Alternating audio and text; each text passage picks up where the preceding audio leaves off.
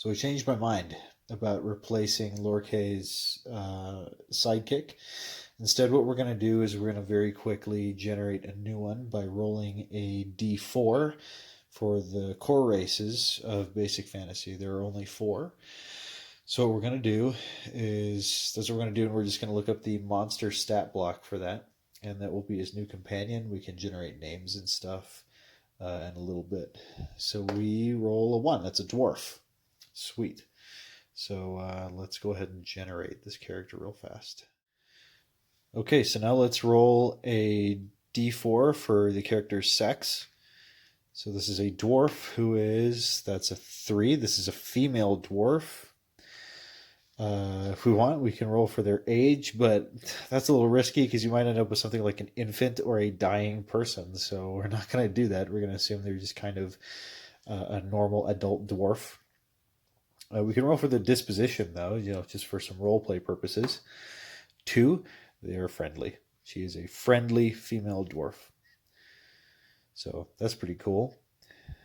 Let's see, other than that, we have D100 character traits.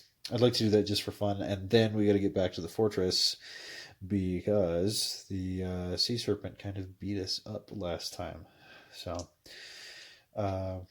just for fun, D20, what did they do before they were an adventurer? 18, they were a shepherd dwarf who... That's 3, who is beautiful, a beautiful shepherd dwarf who is friendly. That sounds pretty cool. Pretty cool person. Let's see. What classes can dwarves take? Dwarves can be clerics, fighters, or thieves. Okay. Now I said I was just going to use the monster stat block, and I will, but I would like them to have a little bit of character or class abilities. So we'll roll for that, and then we can give them some equivalent abilities. And the sidekick will increase in hit die with us, but they will effectively function like a monster. So here we go. So it's just 1, 2, 3 in order. 2, that's a fighter. So if you don't know how a D3 works, I don't want to insult your intelligence, but how it works is you take a D6 and you divide the roll by half. So if I roll a 1 or a 2, that's a 1. If I roll a 3 or a 4, that's a 2. And if I roll a 5 or a 6, that's a 3. We rolled a 3. So that means that she is a fighter. So lastly, I think it would be cool to generate a name for her. That's probably kind of essential.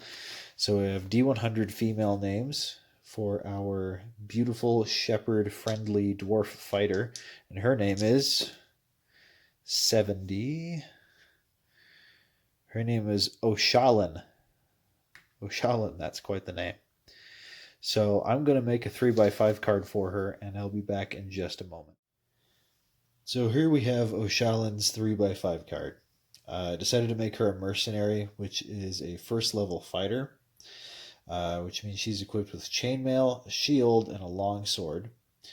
So as a first level fighter, she has an attack bonus of +1. She's got some pretty good saves. I maximized her HP at a 16 AC. That's not bad. While I was at it, I went ahead and did Lorkay's 3x5 card because that massive character sheet was just... I didn't like it very much. Okay, so when we last left off, poor Brayley got just decimated by a by like a sea serpent that was hiding in the moat. So we're gonna be headed back now. I'm not sure how long it took Alistair to get not Alistair. Alistair's another character I'm playing right now. I'm not sure how long it took Lorkay to recruit Oshalin. I don't know how they met. We can work that out in a bit. Oh, I don't even have a miniature for her. We might just have to keep using Brayley's miniature because I do not have a female dwarf fighter yet. So in any case, actually, to avoid confusion, I think what I'm going to do, remember these? So she's going to be marked by this white token here because she's a friend. So we're going to head back. We're going to head back here. What time of the day is it by the time we go back? It is still daytime, so we probably go back the next day. And that being the case, it stated that the sea serpent was not active during the day. Stated it would automatically attack at night. So we're going to roll. We're crossing the bridge again very carefully. Lorkay turns to Oshalan and says, "Look, there's this. Last time we were here, I lost somebody. There was a sea serpent that was in this moat. So he's going to very carefully. Now, he does not have the same kind of stealth skills that a thief would have. So he's just not gonna. He's not going to. He's not going to have the same kind of stealth roll. So that's sort of reserved for the thief class. But they are treading lightly, and so let's see. It said that their morale level was 8. So that's what we're gonna do. If we roll, I can't remember if it was above or below that we want to roll. I think it's below or above. I don't know. Hang on a second. Okay, rolling below the morale score is what allows them to stand and fight. So we want to roll above. That's why I got confused. So Lorkay is going to say, "Hey, stay there for just a second. I'm gonna make my way across this bridge, and if it attacks, you just help me out." O'Shaolin kindly reminds Lorkay that she has no ranged weapons to speak of, but it's too late. He starts crossing the bridge, and we're gonna see what happens. If we roll below an 8, it's game on again. 4, absolutely. Our buddy is right back here. Actually, I'm gonna go kind of evens odds because I don't know what side it's gonna pop up on. Evens. So it pops up here, but it does get. Normally, it attacks with some kind of surprise. It initiates a surprise and a 1 to 3 on a d6. But Lorkay is leery of this monster already, so I'm going to lower that by. I'm going to lower that by 1, so it surprises on a 1 or a 2, just because Lorkay doesn't know what side it's going to pop up on, but he knows it's there, and he's somewhat ready. So on a 1 or a 2, we're surprised. That's a 5. No, we're not surprised. So it's game on, I guess. The sea serpent pops up. We're going to roll some initiative. So Lorkay's initiative is this skull d6. O'Shaolin's is this red d6, and the sea serpent is this blue d6. So that's how we're going to do it. Ready? Oh man. She was more ready than Lorkay in this case. So she sees this thing, and she's going to move up. And it says she has a long sword, so she's going to immediately dash up here and attack with her long sword. She's a professional. She knows what she's doing. So she gets a +1 to hit with this guy.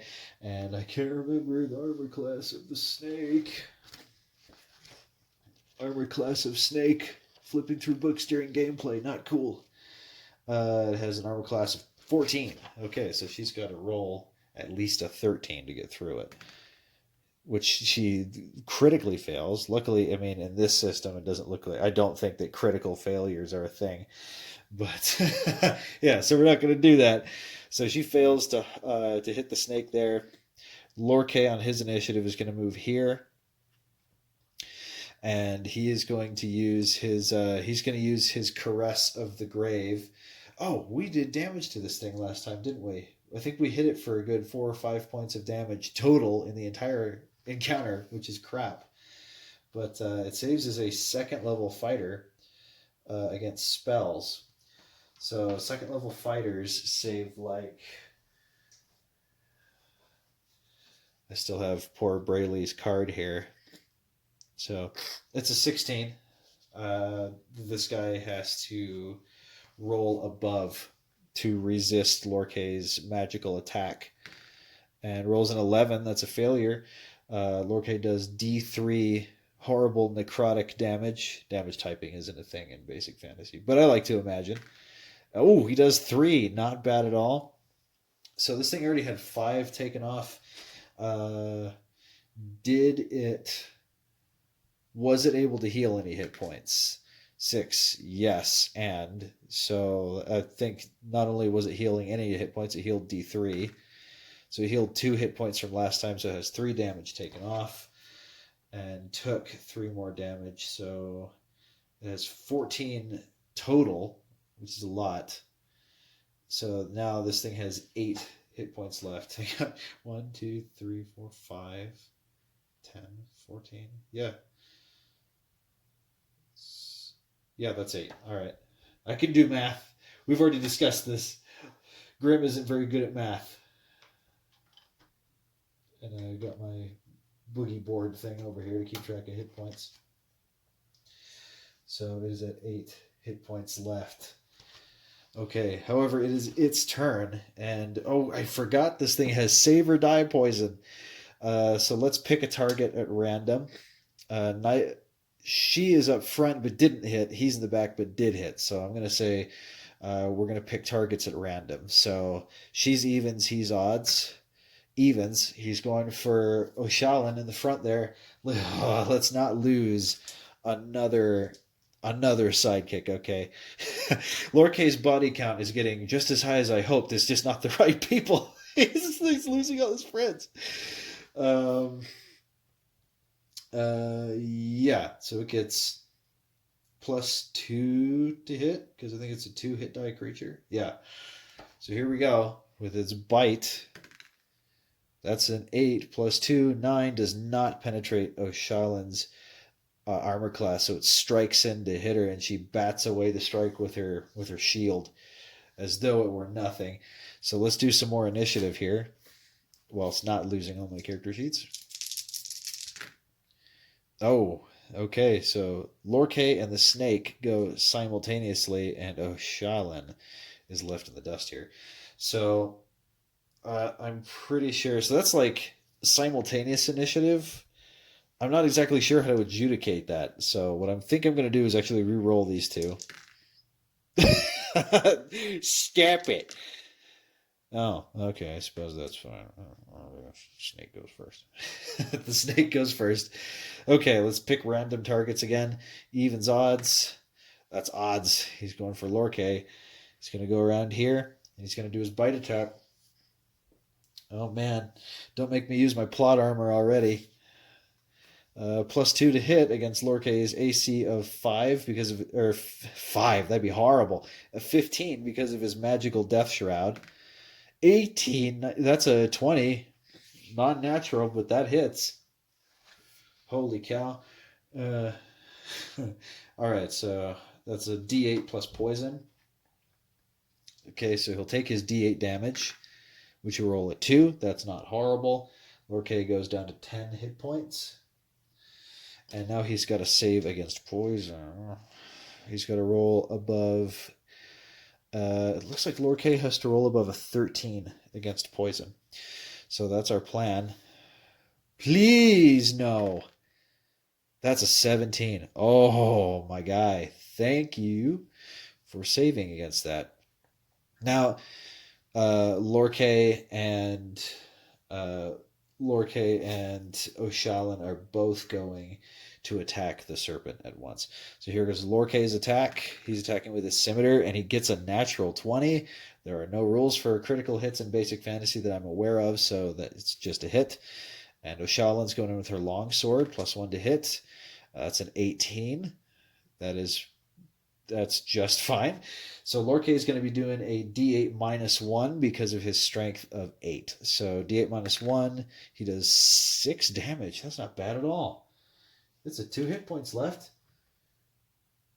That's great. So all O'Shallan has to do is not roll a 1. Let's do it. That's a 2. Thank you for not rolling a 1. We killed the snake. Ah, thank goodness. We killed the snake. Lorkay's a little hurt, but it's going to be all right. Get out of here, you stupid snake. Ruining all my plans right off the bat like that. How dare you? Okay, so with that, we are going to proceed across this drawbridge finally. Lorkay's just very happy they managed to kill that stupid snake. He might come back and try to take some stuff from it, but he really wishes he had the ability to reanimate it at this point. So, give me a second. I'm going to read a little bit ahead and see what's in store for us. We're now on the island. We're going to start moving in towards this big imposing keep.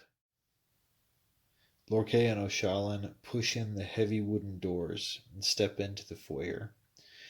This entryway is floored with large marble tiles, while the ceiling is decorated with a geometric mosaic made from chips of glass. The walls were once painted with fancy designs, but much of the paint is faded and cracked. The doors leading to the east are engraved with an unfamiliar coat of arms, depicting twin Pegasi rampant facing toward a shield marked with an inverted ankh. Okay, so it doesn't say there's much in this room, so we just kind of have to pick a direction now. We are well into dungeon crawl mode. So let's see what we've got here. Looks like there's 3 directions ahead of us. I would like to randomize the direction that Lorkay picks. So we're going to do 1, 2, and 3. Roll a d3. So he chooses to go right. Now, what does it say here? So he turns to open the door. Is there anything specific that happens? Note that the doors on the left and right are not stuck, and though they squeal when opened or closed, appear to be in fairly good repair. Okay.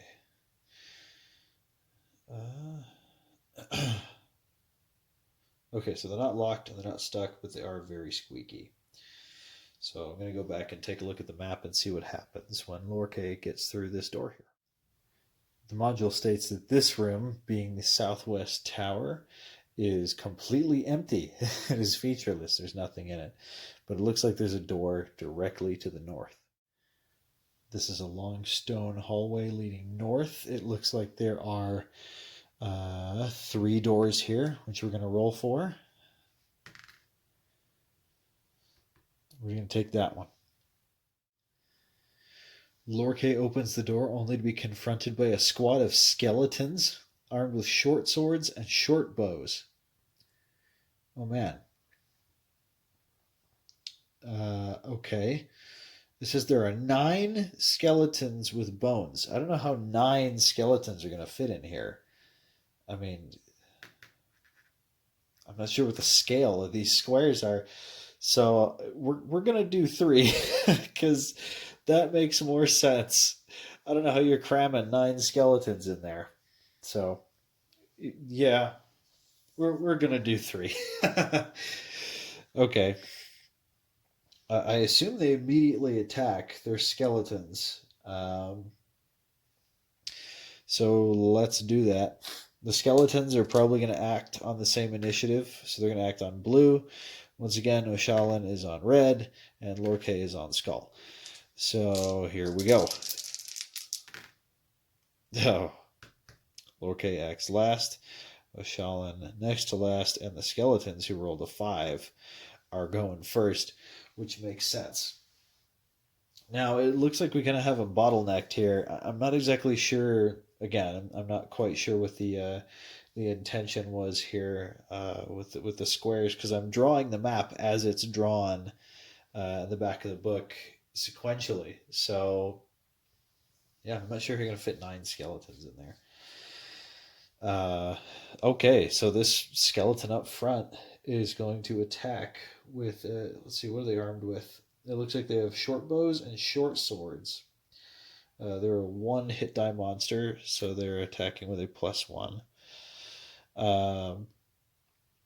So this one first, we're going to select a random target. So Lorkay is on odds. That's 3. That is odds. It's attacking Lorkay with its short sword, +1 to hit. That's an 8. That's a 9. No, that's not enough to penetrate his armor class. The one directly behind him that can see, this one is around a corner here and can't see him. This guy here is going to attack with a short bow, also +1 to hit, and he is attacking odds. That is also Lorkay. So here we go. That's a 17. That's enough to hit. That's D6 damage going to Lorkay, and he takes 5 damage. He's at half health already. Not a good day to be him. And this last skeleton at the back is kind of crammed back there and cannot see around the corner. So we're moving on to Oshalin, who is going to attack with her longsword, +1 to hit. That's a natural 1. That doesn't do anything. And finally, Lorkay attacking with his... he's going to attack with his scimitar. That is a 19. Sweet. So D8 -1. That's 5 damage to a skeleton. And these skeletons have... The HP's all different. Why is the HP different? Oh well. This first one has 6, so it's down to 1. And we can't get to that guy back there, so we're gonna re-roll initiative, and let's go again, another round. Oh, wow. Okay. I'm gonna try to do some simultaneous initiative. So, Oshalin and the skeleton are both attacking at the same time simultaneously. Oshalin and the skeleton. Skeleton rolls a 13. Oshalin rolls a 12. Their armor class is 13. Neither of them hit each other. They clash their weapons together. The skeleton here is going to attack Lorkay with a shot from a short bow. That is a 15 with its +1. That's enough to hit Lorkay and take D6 damage. He rolls 5. Lorkay has fallen. Lorkay's down. Oh boy. So he's fallen. So we're gonna have to do some kind of plot armor thing. So what happens is this skeleton Lorkay was about to use his Caress of the Grave to try and hit that guy behind him, and before he can get the magical power off, an arrow whizzes over the shoulder of this skeleton and catches him directly in the shoulder, and it fades to black.